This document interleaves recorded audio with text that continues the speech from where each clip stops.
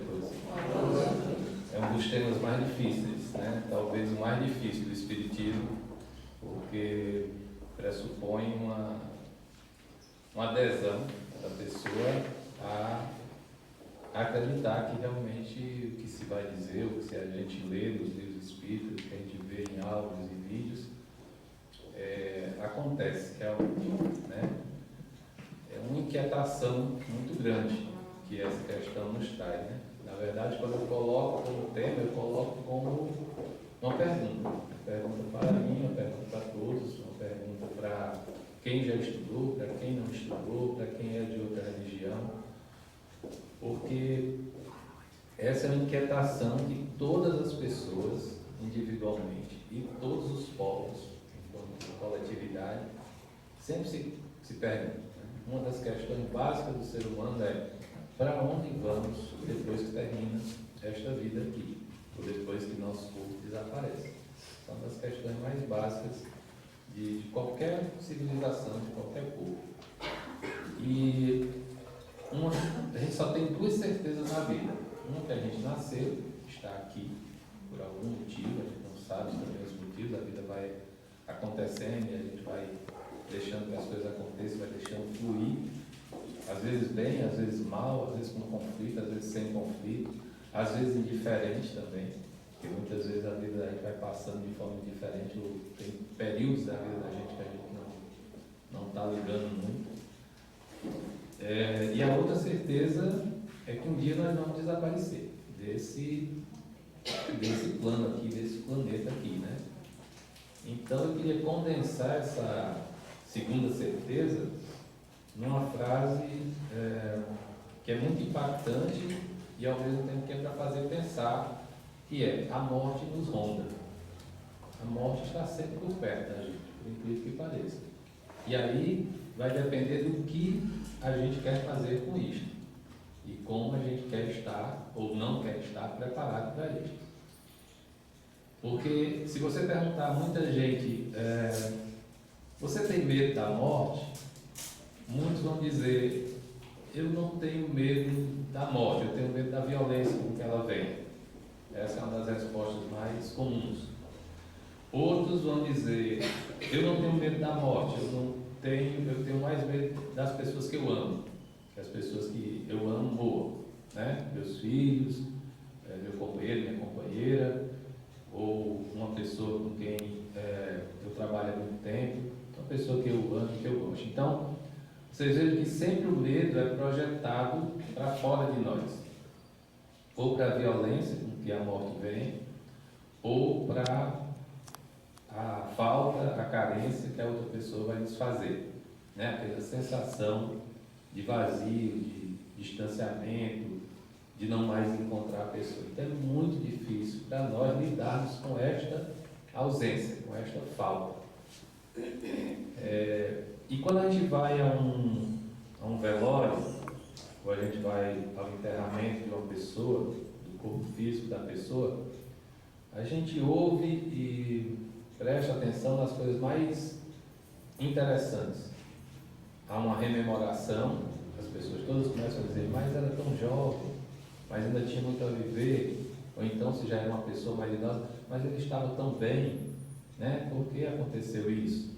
Ou uma vida totalmente feliz, visto de fora. Às vezes a gente vê a vida de uma pessoa de fora, com certo distanciamento, e aparentemente está tudo bem, e não há motivo para a pessoa ou ser morta, ou tirar a própria vida, né? E a gente fica numa situação muito de incompreensão, porque é o único sentimento que a gente mistura as duas coisas: a incompreensão, que é do campo da razão, do entendimento, com o afetivo, com o emocional. É um dos momentos da vida da gente, quando alguém falece, quando alguém morre, quando alguém desencarna, a gente junta essas duas coisas. As coisas que vocês mais vão ouvir no velório é: por quê? Por quê? Por que ele foi? Por que ele me deixou? Por que ela desapareceu? Né? Como é que eu vou viver sem ela? Como é que eu vou sentir? Então, em todas as sociedades, eu não tenho o menor medo de repetir isso para vocês, Em todas as sociedades as pessoas se perguntaram isso, né? E criaram versões do que ocorreria após a morte. Uns diziam que iam para um mundo de leite e mel, onde correria leite e mel, que seria só prazer, né? Outros diriam que iam para perto dos deuses, para o outro lado do mundo ocidental, para onde o sol nascia, e que lá, ao lado dos deuses, seriam julgados, seu coração seria pesado, e se esse coração fosse leve, eles seriam agraciados com poder conviver com os deuses. Essa era uma das explicações. Outros diziam que não existia nada, que a vida aqui já era muito ruim e que aqui nós humanos éramos apenas gado dos deuses, éramos apenas animais criados para servir aos deuses, e quando terminava a nossa tarefa, não tinha mais nada que os deuses pudessem fazer pela gente. E quando surge o cristianismo surge com a ideia de que nós podíamos ser bons aqui, podíamos ter uma ótima vida, fazermos o bem, termos sempre um caminho reto, mas que também podíamos não seguir esse caminho reto e fazer algumas coisas erradas, mas que no momento em que nós nos encontrássemos com Cristo, nós haveríamos de ser julgados, num julgamento final, ou num julgamento individual, e aí sim chegarmos ao entendimento que se teria valido a pena ter feito errado, ou teria valido a pena ter feito sempre certo. Então essa crença é que sustenta o mundo, é que sustenta muitas pessoas, é que nós teremos pelo menos o direito a um julgamento. Essa é uma ideia do cristianismo mais geral. No caso do espiritismo, nós temos uma coisa que nos dá uma responsabilidade muito grande. Nós não precisamos esperar esse julgamento em algum lugar. Nós temos que nos julgar todos os dias, em todos os atos, em todos os momentos, nós mesmos. Então isso gera uma responsabilidade enorme sobre a pessoa que é espírita, porque ela sabe que todos os atos que ela cometer, que ela fizer de bem e de mal, ela vai estar guardando, né, dentro de si ou nas suas relações um pouco do que ela vai precisar para se transformar ou mudar o seu estado de espírito quando ela desencarnar. Então, quando a gente desencarna, o que morre é o corpo, porque o espírito que estava encarnado nesse corpo se separa, né? Fica em algum espaço esperando ser conduzido, esperando ser tratado de todas as coisas que cometeu ou que sofreu, e para poder reencarnar. E esse poder reencarnar, mais uma vez, é responsabilidade nossa. Nós temos que pedir para reencarnar. Ninguém nos força, ninguém vai nos julgar. Você foi mal e agora você é obrigado a voltar. Não, você tem que dizer. Você tem que tomar a responsabilidade de dizer que quer voltar. E quer voltar para duas coisas. Ou para melhorar aquilo que você já sabia que estava errado, né? Ou que você estava no caminho de melhorar, ou para dizer, quando quer reencarnar, eu tive a oportunidade 1, 2, 3 vezes e fiz tudo errado. Eu preciso voltar. E desta vez, quando eu voltar, voltando num corpo são, voltando com inteligência, ou voltando num corpo adoentado, eu vou fazer o meu melhor. Eu preciso fazer o meu melhor, porque o corpo é só o invólucro, é só a capa, e o que eu quero realmente é levar o meu espírito. Então essa é uma decisão difícil, muito difícil. Quando as pessoas perguntam, mas e por que tomar essa decisão? Por que voltar? Uma das coisas que as pessoas mais têm curiosidade quando a gente fala que é espírita é perguntar, mas se a gente já sofreu tanto, ou se a gente sofreu, por exemplo, uma morte violenta, por que a gente iria querer voltar? Ou por que a gente queria voltar para, digamos, perdoar alguém? Exatamente por isso. Porque somente uma pessoa evoluída, somente uma pessoa que desencarnou, foi para o mundo espiritual, seu espírito retornou à pátria dos espíritos. Só uma pessoa que está no caminho de evolução, ela consegue entender a necessidade de voltar. E aí você dirá, mas ela vai voltar para sofrer de novo? sim, mas com muito melhor entendimento disso. Ela não vai necessariamente lembrar da vida passada, o que ela sofreu, o que ela cometeu, mas ela vai ter um entendimento que ela está aqui para fazer o melhor possível. Então isso faz uma diferença enorme, né? E aí as pessoas têm muita dificuldade de entender o momento do falecimento como uma separação que é nossa, individual. Nós, o corpo morre, como eu disse, o corpo morre, o espírito não. E as pessoas ficam muito apegadas a dizer, vou rezar por essa pessoa, vou lembrar dela constantemente. Não é bom que ela vá, que ele vá, né? E isso faz com que a gente lá no lado espiritual a gente não evolua, a gente não se solte. Cada vez que um familiar, cada vez que um amigo, cada vez que um parente se apega nisso, o que é que ele está fazendo? Se apegando ao que nós éramos materialmente. E uma das questões que mais dificulta de a gente evoluir espiritualmente é o nosso apego pelas coisas materiais. Então, se a pessoa que nos ama nos transforma em uma coisa material e fica apegada a nós, isso também nos causará dor. Isso também nos causará uma dificuldade de evoluir. Aí vocês vão me perguntar, mas aí então eu tenho que me sentir culpado por sentir falta do meu parente, da minha pessoa amada, da pessoa que eu gostava? Não, não tem que se sentir culpado, mas tem que ajudá-la a ir. Tem que ajudá-la, porque ela está lá num local de tratamento espiritual. Quando nós desencarnamos, nós não vamos para qualquer lugar, nós vamos para um hospital espiritual. Fazer o quê?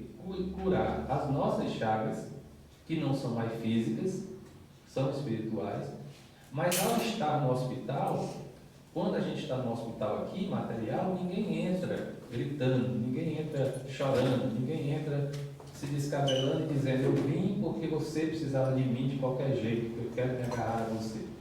Então, no hospital espiritual, mais silêncio ainda é necessário. Mais prece ainda é necessário. Mais luz ainda é necessário. Então, se a gente fica muito apegado à pessoa que se foi, a gente sofre, porque está sofrendo coisas materiais, angústia, depressão, sensação de falta, de vazio, vazio existencial. E a pessoa lá também sofre. Por quê?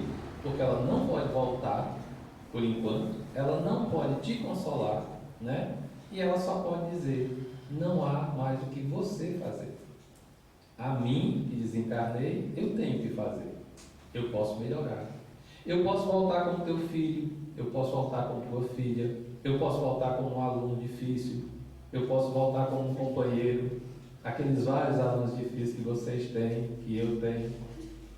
São algumas pessoas que vieram para a nossa vida para dizer isso, para dizer, você que foi dotado dessa capacidade de ser professor, de capacidade de ser um orientador, que foi dotado da capacidade de ensinar um instrumento, né?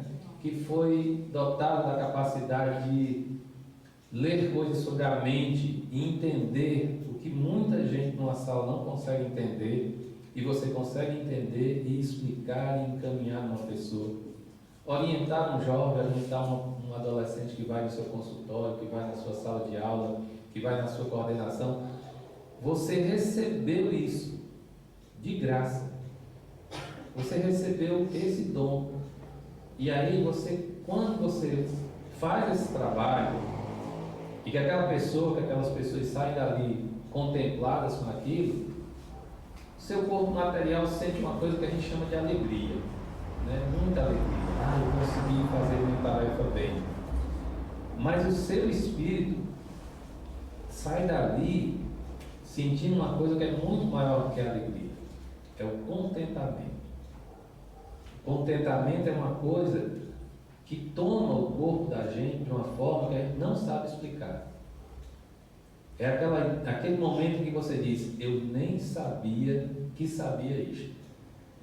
Eu nem sabia que ia conseguir conduzir essa conversa desta forma. Isso é muito importante. Eu acho que alguns de vocês já sentiram isso, né? Então, quando nós desencarnamos, há essa dificuldade mais das outras pessoas do que nossa. A gente, quem é espírita, que começa a entender que é um processo, que é um procedimento, que é necessário por ele, né? A gente se liberta, a gente é muito mais livre. As pessoas ficam perguntando para quem é espírita assim: você não tem medo da morte, então eu posso te matar? Não, né? Isso não se faz, não se deve fazer, pelo menos. Mas não é isso que a gente está dizendo.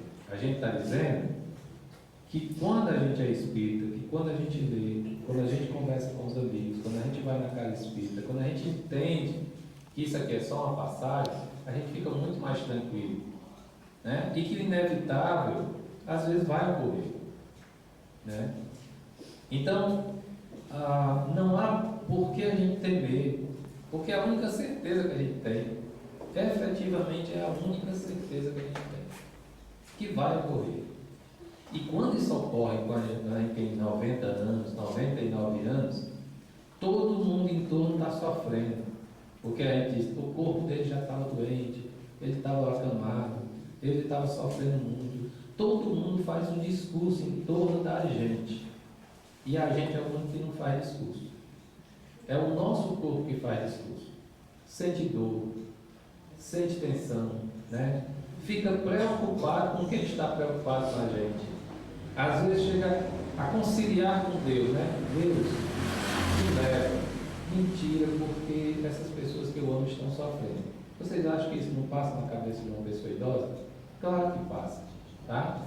Mas qual é a lógica? Deus não vai negociar isso com você.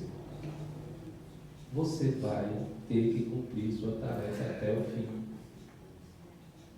Recentemente morreu uma senhora lá em Campina Grande com 99 anos.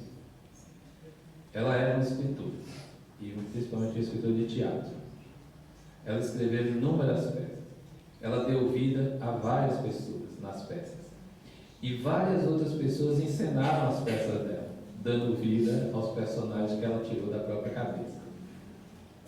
Então eu fiquei pensando quando ela morreu no dia 7 de setembro.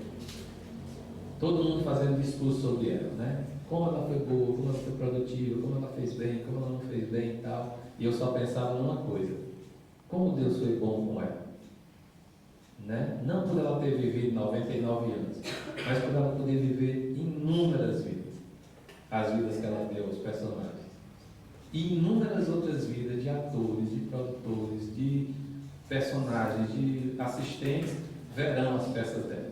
E toda vez que as palavras da peça forem repetidas, ela estará conosco de novo. Então ela não tinha só 99 anos, ela vai ter 300, 400, 500. E quando ela faleceu, no dia que ela faleceu, ela cumpriu a tarefa dela. E se ela precisar voltar, ela vai voltar, né? E aí na semana seguinte, no dia 13, morreu um senhor conhecido meu. No dia 14 eu fui ao enterro. Todas as pessoas estavam muito tristes, claro. E algumas falaram sobre ele. Falaram de como estava sendo difícil se separar dele. De como estava sendo difícil que a esposa, já uma senhora idosa, também ficasse sozinha. E todo mundo estava muito consternado e ligado nessa coisa muito material do desaparecimento dele. Eu cheguei no cemitério um pouco antes do sepultamento. E como eu estava sentado do lado de dentro, as pessoas lá fora falando, como é normal, começam a falar sobre o outro e 5 minutos depois estão se comparando. Ele tinha tantos anos, 78, né? 78, mas estava muito bem. Estava muito bem. Eu, por exemplo, estou com 66, estou com não sei o que, não sei o que, não sei o que, não sei o que, não sei o que, não sei o que. E aí a pessoa passa a falar de si. Porque a morte é uma coisa que você quer longe de si, né? As únicas pessoas que ficaram concentradas eram os coveiros. Os coveiros estavam ali porque eles queriam fazer a tarefa deles e queriam ir embora. É o trabalho deles. Eles se concentram e estão ali para isso. No caso lá, fizeram o melhor possível, né? Deram um enterro simples, um sepultamento simples. E na hora em que depositaram o caixão, todo mundo se concentrou no choro da viúva. A viúva chorou, claro, né? Estava muito emocionada. emocionada, uma senhora já, e eu me concentrei no som da areia batendo sobre o caixão. Aquele som é ensurdecedor. Pá, pá, pá. E você sente uma coisa que você diz: eu estou sentindo, ele está livre. Nunca mais ele vai ouvir esse som, mas também nunca mais ele vai ouvir reclamações. Nunca mais ele vai ter que pensar na escolha da palavra correta. Nunca mais ele vai sentir dor. Nunca mais ele vai chorar. E eu pensei isso cada vez que uma pá de areia caiu sobre o caixão. Eu fui ritmando esse pensamento e entrando numa sintonia com a pessoa desencarnada, né? Porque quando a gente é espírita, a gente sabe que o que está ali é o corpo. Mas eu estava fixado no espírito dele. Finalmente, ele tinha transcendido.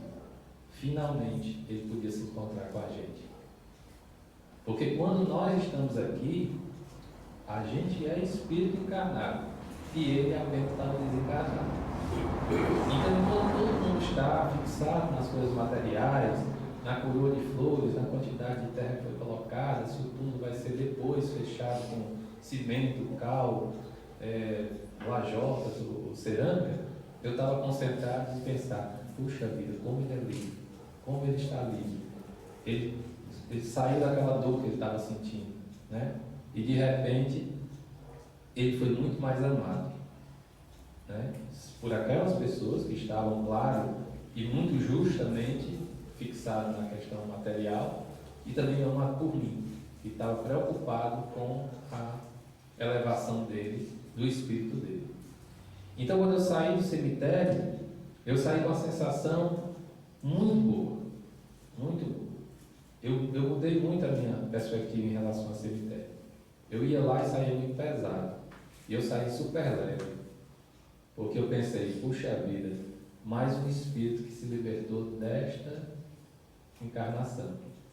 Aí vocês vão dizer: mas você estava desejando que o Senhor morresse? Não. Não. É apenas um entendimento que ali terminou uma parte da encarnação dele. E que se ele tiver que voltar, ele vai passar pelo processo de cura, de tratamento, e ele vai optar por voltar.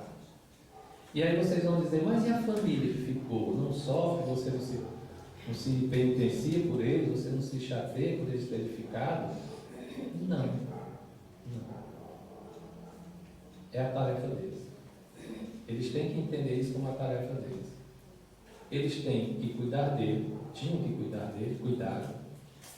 E agora eles têm que cuidar deles, de cada um individualmente, tentar viver esse luto, sofrer esse luto. É justo e digno que a gente sofra esse luto, para depois começar a cuidar uns dos outros, né? Aqueles mais jovens terem compreensão com os mais velhos, os mais velhos prepararem os mais jovens para os próximos desencarnes.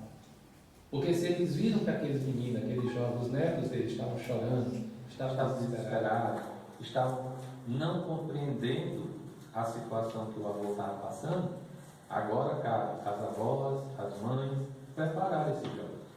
Então eles têm outras tarefas. Não dá para ficar apegado ao espírito que se foi, né? E eu estava mais feliz ainda por ele, porque finalmente ele iria encontrar os seus parentes e as suas pessoas amadas lá no mundo espiritual. Porque isso também é uma coisa que acontece quando a gente desencarna. A gente pensa que todos os nossos amigos que se foram estão em lugares diferentes, distantes. Uns estão no umbral, né? Porque era uma pessoa muito ruim aqui. E quem sabe, esse que era muito ruim aqui, não evoluiu muito rápido. Né? Não se beneficiou muito rápido. Não se recuperou muito rápido e quis ficar num lugar melhor. E se ficou num lugar melhor, está lá esperando pela gente. Isso é uma esperança maravilhosa. É muito mais impactante isso do que a gente pensar que a gente vai comparecer diante de um Deus que pune. Deus não vai punir a gente. Deus nos deu a capacidade de escolher aqui e a gente tem condições de escolher aqui. Então, essa ideia de um tribunal que pune é uma ideia como se a gente dissesse: Deus é muito tolo. Como é que ele ia apenas criar toda a nossa vida, nos colocar aqui, nos dar 99 anos de vida, para depois nos julgar e dizer: vocês que foram julgados como maus vão para cá, queimados no fogo do inferno, e vocês que são bons vão ficar aqui como anjos, né, circulando, rodando aqui com uma vida totalmente sem sentido. Vocês já pensaram na vida de um anjo como é totalmente sem sentido? O cara passa o dia caminhando em Campos Verdes, aquelas demais, né? Que alguns cristianismos criaram, tocando harpa. Eu toquei nada. Né? Eu, anjo, não precisaria nem de asas, porque Mago começou. Eu, Mago, espírito, ficaria 2 vezes mais leve. Então, asas também seriam quase, né? Não precisaria. Mas você imagine o que é você encontrar finalmente os seus familiares, finalmente aquelas pessoas que você amou, finalmente aquelas pessoas que você era adolescente e o seu amigo, a sua amiga era adolescente, faleceu e você não a viu crescer junto com você, e você já havia até esquecido, mas aí de repente você chega lá e ela está do mesmo jeito, né? Como você a conheceu. E no dia que você a encontra lá na vida, no mundo espiritual, ela diz: que bom que você chegou, eu estava esperando que você viesse, foi muito bom te ver aqui, mas eu já estou voltando. E esse eu já estou voltando, para ela demorou alguns milênios, e para você foram 4, 5, 10 anos que você a tinha perdido aqui no mundo material. Mas os milênios que ela passou lá, porque o tempo no mundo espiritual é diferente do nosso, ela estava se preparando para voltar. E aí você poderia perguntar: mas por que você quer voltar? Não está tudo tão bem aqui? Exatamente por isso que eu quero voltar, porque o que eu aprendi aqui eu preciso fazer lá, eu preciso ensinar as pessoas lá, e eu preciso ensinar as pessoas sobre isso, sobre o que acontece depois que a gente desencarna. E aí você vai me perguntar: professor, e o que acontece com a pessoa que se suicida ou com a pessoa que morre de forma violenta? O suicídio é aquela ideia de que a gente não quer tirar a nossa vida, a gente não quer acabar com a nossa vida, a gente quer acabar com o sofrimento que está nos perturbando. Por isso, a gente tem que ter um cuidado muito grande com a gente mesmo e com os outros, muito cuidado. Às vezes uma coisa simples desperta aquela ideação suicida que a gente chama, né? Aquele gatilho que vai desestruturar tudo. Uma paixão mal resolvida, né? uma indiferença que uma pessoa que nós gostamos muito nos faz, né? Uma ausência inesperada, né? Uma traição. Às vezes uma coisa que é tão simples que outras pessoas resolvem de uma forma tão tranquila, para a gente pode ser uma coisa avassaladora, que a gente não consegue controlar e a gente tira a nossa própria vida.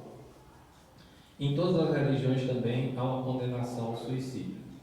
Mas no mundo racional, no mundo científico que é proposto pelo Espiritismo, a gente precisa entender que é um mecanismo de se libertar da dor. Não quer dizer que o Espiritismo apoie e até incentive o suicídio. Pelo contrário, a gente acha que nós temos que cuidar tão bem do espírito para que o espírito fortaleça o corpo. Porque um espírito perturbado, num corpo perturbado, ele pode levar a essa atitude extrema. Então esse é o primeiro aspecto que eu queria tratar. Da questão do suicídio, que esse mês a gente está, né, nessa campanha de falar sobre isso. E como é difícil às vezes, pessoal, por a gente estar muito perturbado, a gente não perceber que tirar a nossa vida não vai resolver, né? E daí decorre a outra questão, que é: e quando a gente morre de forma violenta, sem saber, sem estar preparado para morrer? O que ocorre conosco? Porque se a gente, como eu estava dizendo anteriormente, se a gente é espírita ou se aproxima do espiritismo, começa a ler, começa a discutir com os amigos, com os colegas, e a gente vai se preparando para essa morte que a gente chamaria de natural, né? Eu vou me preparar porque a qualquer momento, se ela chegar, eu estarei pronto, seria mais tranquilo, né? E quando a gente é atacado por alguma força externa, né? E a gente morre, o que é que acontece? Como é que a gente se sente? Primeiro, o espírito se separa da mesma forma. O corpo fica, não sofre mais nada, mas o espírito fica inquieto. Ele não sabe ainda que morreu. Às vezes ele até comparece ao próprio funeral.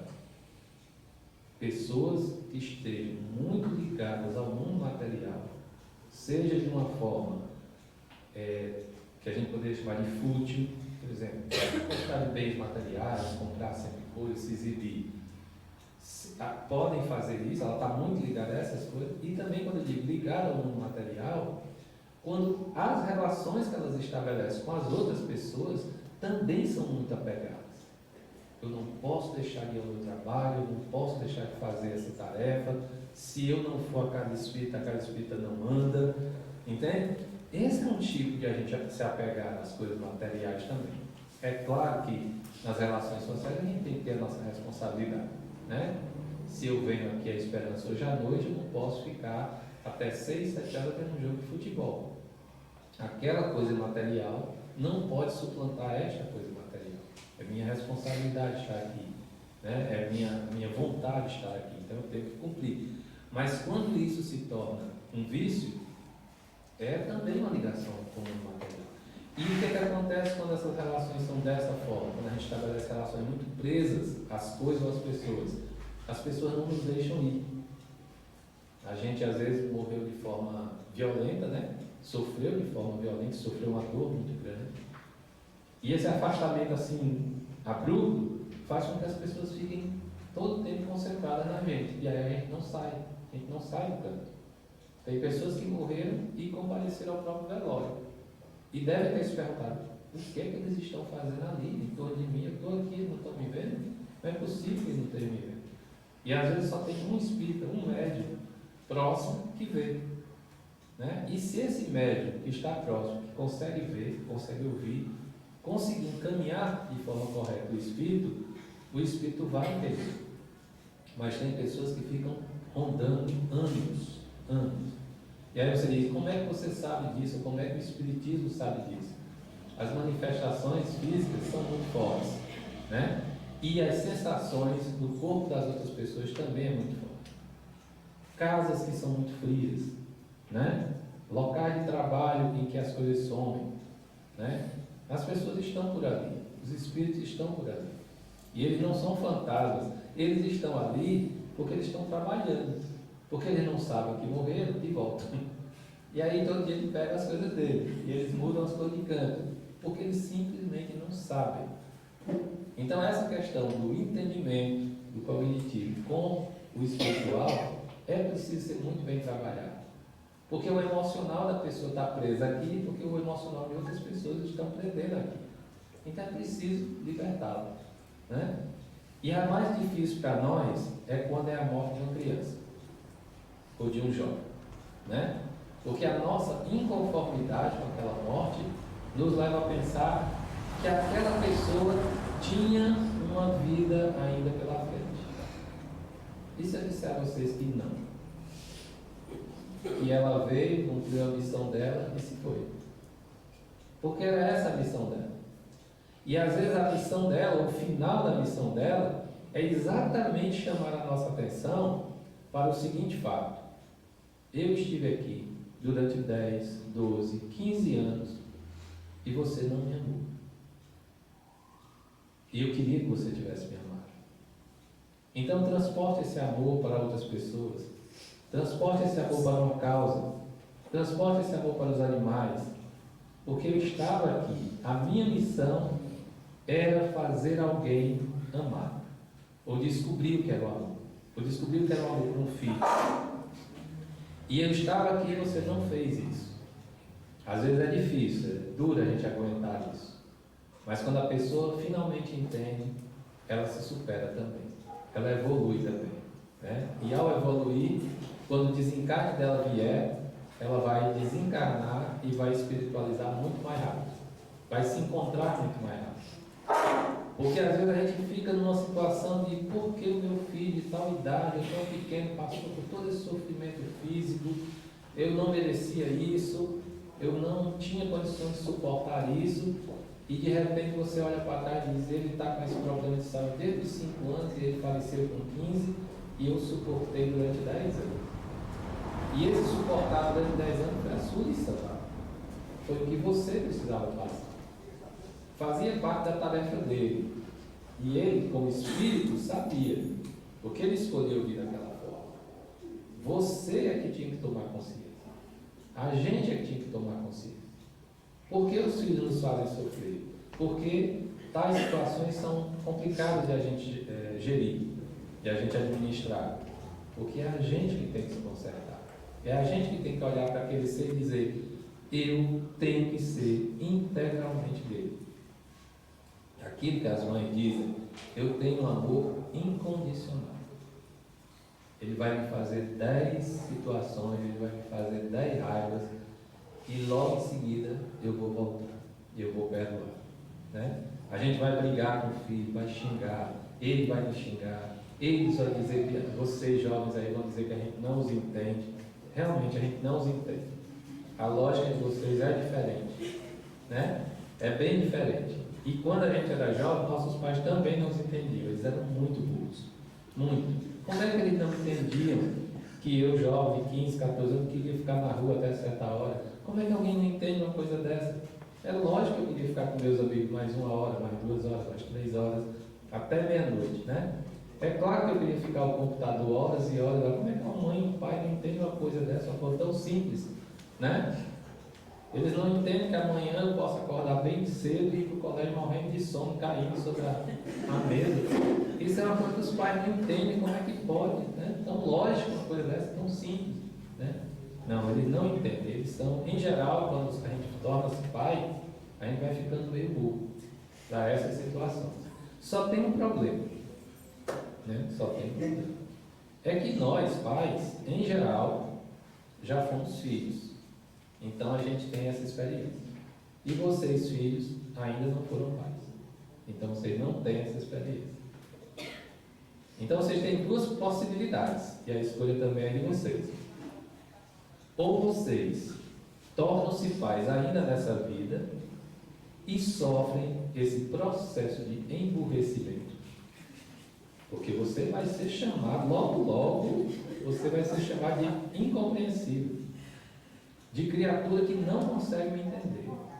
E tem uma hora que os filhos fazem uns movimentos que a gente também não entende, né? Eles vêm diante da gente, dizem uma coisa, perguntam, pedem uma coisa, a gente diz, não, meu filho, não é possível não, isso não vai ser possível não. Aí eles aí sai. Será que ele não entendeu? Porque ele não explica, né? Ele fica tão irritado, o corpo dá uma reação tão estranha, que ele se perde. Sabe aquela coisa enlouquecida, né? Tem uns que se jogam no chão, né? Os meus meninos, quando eram muito pequenos, uma vez vi as crianças no supermercado, o menino se jogou no chão, né? Eu olhei, os meninos também olharam, e disse assim, ó, se fizer isso, eu passo por cima e vou embora. Aí, a primeira lição foi essa, né? A segunda lição foi de terror. No supermercado, já no caixa, tinha aqueles manequins que tem no supermercado com as criancinhas com as roupas e que não tem os braços nem a cabeça, né? Aí só, tá vendo isso aí? Os manequins são crianças que caíram no chão. O pessoal levou lá para trás e transformou em manequins. Pronto. Nunca mais pediram nada do supermercado, nunca mais boletim, né? Só foram saber disso quando estava com mais de 10 anos. E aí começaram a rir da história comigo, né? Porque aí o bom é isso, você ri junto com o outro, pai, como é que você fala um negócio desse, se contar a gente, né? Dava logo esse susto. Mas os filhos têm essa incompreensão e a gente, mais um dia, a gente espera que eles sejam filhos. Mas eu estava dizendo da escolha, né? Você, filho, filha, tem uma escolha. Ser pai e ser mãe nesta vida, ou desencarnar, ir para lá, aprender a ser pai e mãe e voltar. Voltar para ser pai ou mãe. Porque aí, essa sua tarefa que não estava completada, você vai saber o que é voltar ser pai ou ser mãe e sofrer a sensação de perder. E sofrer a sensação de ser perdido. Porque quando você falece, quando você desencarna, você vê seus filhos chorando e sentindo a sua falta. E aquele momento, principalmente as mães, né, que verbalizam isso, porque na nossa cultura é muito mais forte para as mulheres. As mulheres, né, eu não sei o que esses meninos serão sem mim. O peso que uma mulher coloca nessa frase, é um peso que ela carrega e as crianças carregam também. Então trabalhem de uma forma, né, que as crianças não precisem perguntar isso. O que eu vou fazer sem minha mãe? Se você ao longo desta vida terrena tiver trabalhado de uma forma que o seu filho seja capaz de dizer, minha mãe se foi, mas eu estou pronto. Eu vou conseguir, porque ela me deixou muito bem arrumada. Né? Então, essa sensação, pessoal, com o desencarne, é uma coisa que vai nos seguir pelo resto da vida. Né? Até o finzinho, e um pouco depois, e quando a gente desencarnar, na hora do desencarne, a gente ainda vai estar se perguntando, por quê? E por que eu? E por que agora? E por que não um pouquinho mais? Chegou a sua hora. Chegou a sua hora. E mais uma vez, voltando à questão dos jovens quando desencarnam, ou das pessoas que se suicidam, ou das pessoas que são mortas de uma forma violenta, elas podem não saber que aquele era o momento. Elas podem não saber. Mas aquilo tem uma lição. Tanto para o espírito, como para quem fica. Tornar nossas relações mais amorosas, mais amistosas, mais verdadeiras, mais explicativas, faz com que a gente não caia em certas armadilhas. Do tipo, eu te amo muito, você me ama muito, e por isso nós somos um par que não pode se separar de forma nenhuma. Por que criar essa correia, essa cadeia que mais nos prende do que nos liberta? Não é? Então, qualquer tipo de amor, o amor filial, o amor fraternal entre amigos, o amor erótico entre homem e mulher, entre as pessoas, não pode ser um amor que prenda. Não pode ser um amor que mata. Não pode ser um amor que a gente se apegue de tal forma à parte material da pessoa que não possa viver sem ela. Esse amor tem que ser um amor que nos liberte, que deixe o nosso corpo feliz, mas deixe principalmente o nosso espírito feliz. Quando a gente se apaixona, quando a gente está apaixonado por alguém, a nossa alma fica leve. Então, por que o nosso corpo não pode ficar leve? Então, é muito difícil quando a gente vê uma situação em que houve um desencarne por incompreensão, por essa situação. Ou a gente estava muito apegado ao material da outra pessoa, ou a pessoa estava muito apegada ao nosso. Então, esses cuidados é o que a gente tem que ter nessa vida material, porque quando o desencarne vem, a gente precisa estar muito evoluído para superar esse sofrimento. E é um duplo sofrimento, para quem fica e para quem se vai. Bom, deu o nosso horário, eu até paro por aqui, eu tenho algumas coisas a dizer. Essa fala que eu estou construindo, na verdade, tenho lido algumas coisas, tenho visto alguns vídeos, e espero repetir em outras casas espíritas para ir aprimorando essa minha fala. Mas eu espero que tenha sido útil a vocês, que tenha sido útil a todos nós, e que as questões que eu coloquei aqui sirvam para a gente ir pensando, para a gente voltar para casa pensando, tanto os jovens, como as pessoas muito maduras, como as pessoas que já têm um entendimento que desencarnar não é nada demais, que é o normal da vida, né? Como as pessoas que nunca tinham pensado nisso. O que eu posso dizer mais, só para fechar, é a morte desmonta. Muito grande.